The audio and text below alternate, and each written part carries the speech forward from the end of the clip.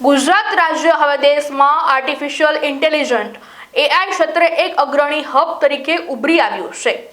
તાજેતરમાં ગાંધીનગર ખાતે આયોજિત રિજનલ એઆઈ ઇમ્પેક્ટ કોન્ફરન્સમાં આ દિશામાં અનેક ઐતિહાસિક જાહેરાતો કરવામાં આવી હતી। આ કોન્ફરન્સ થકી ગાંધીનગરમાં એઆઈ આધારિત ગવર્નન્સનો નવો યુગ શરૂ થયો છે।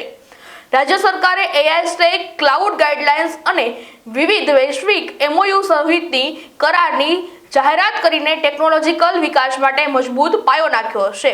આ મહત્વપૂર્ણ કોન્ફરન્સમાં રાજ્યના મુખ્યમંત્રી, નાયબ મુખ્યમંત્રી તેમજ કેન્દ્રીય મંત્રી સહિતના મહાનુભાવો ઉપસ્થિત રહ્યા હતા। ભારત સરકારના વિશિષ્ટ અધિકારીઓ, વિવિધ વૈશ્વિક ટેક કંપનીઓના પ્રતિનિધિઓ અને સૌથી વધુ સ્ટાર્ટઅપ્સના સંચાલકો પણ હાજર રહ્યા હતા। આ જાહેરાતો દર્શાવે છે કે ગુજરાત હવે માત્ર ઉદ્યોગનું જ નહીં પણ ટેકનોલોજી અને એઆઈ આધારિત ડિજિટલ ગવર્નન્સનું પણ મુખ્ય કેન્દ્ર બનવા માટે તૈયાર છે।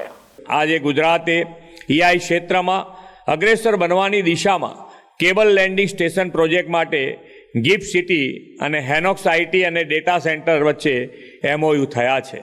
આના કારણે Gujarat hyper scale enterprising data centre માટે પસંદગીનું સ્થળ બનશે।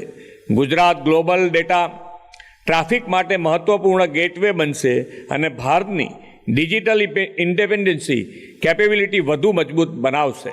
Cloud service, hyper scale data centre અને ડિજિટલ પ્લેટફોર્મ્સમાં આંતરરાષ્ટ્રીય રોકાણમાં પણ વધારો થશે।